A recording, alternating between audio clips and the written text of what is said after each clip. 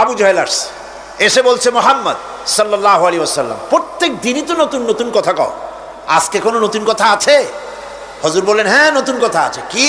বলে এই তো শেষ রাত্রে জিবরাইল আসছিল, আমারে নিয়ে গেল বাইতুল মুকাদ্দাসে জেরুজালেমে গিয়ে নামাজ পড়লাম, ওইখান থেকে মহাকাশ পাড়ি দিলাম, 7 আকাশ পাড়ি দিলাম, সিদরাতুল মুনতাহা গেলাম, আরশে আজিম ভ্রমণ করলাম, আল্লাহর সাথে কথা কইলাম, জান্নাত জাহান্নাম দেখলাম, তারপরে আবার এই আইসা নামাজ পড়িয়া তোমাদের সাথে কথা বলতেছি। আবু জাহেল কয় যে খাইস, যাও মাথাটা একটু ভালো ছিল, এখন তাও সর্বনাশ হয়ে গেছে। কয় মুহাম্মদ সাল্লাল্লাহু আলাইহি ওয়াসাল্লাম তুমি যা বললা এই কথাটা আমি কি হুবহু মানুষের কাছে বলবো?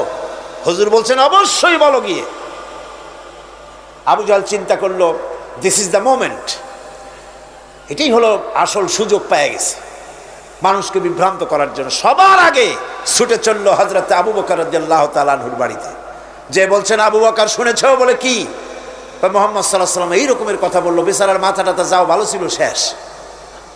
হুজুর বলছেন আবু জাহেল আমার রাসূল কি এরকম বলেছেন?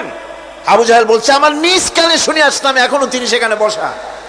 হযরত আবু বকর বলেন আবু জাহেল আমার আল্লাহর নবী তিনি যদি এরকম কথা বলে থাকেন তাহলে আমি কোনো সন্দেহ পোষণ করি না, অবশ্যই আল্লাহ রাব্বুল আলামিনের হাবিব যা বলেছেন তা সত্য।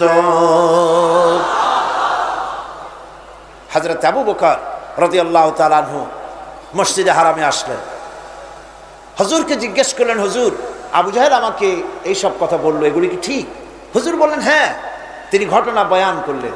হযরত আবু বকর বললেন হে রাসূল আপনি যা বলেছেন সত্য বলেছেন, আপনার মেরাজ ঠিক হয়েছে, সঠিক হয়েছে, সন্দেহ নাই। হুজুর বলেন আবু বকর তুমি তো শুধু আবু বকর নাও, তুমি সিদ্দিক। সত্যকে যারা অকুণ্ঠ চিত্তে দ্বিধাহীন ভাবে যারা সত্যের সামনে মাথা নত করেছে, গ্রহণ করে নিয়েছে, দ্বিমত পোষণ করে নাই, কোন রকমের দুষ্ট বুদ্ধির আশ্রয় গ্রহণ করেনি, উল্টাপাল্টা করেনি, এই সমস্ত মানুষেরই হলো সিদ্দিক। আর এদের দলকেই সিদ্দিকিন বলা হয়। তাহলে নবিয়্যিন সিদ্দিকিন এনারা হচ্ছেন নেয়ামত প্রাপ্ত।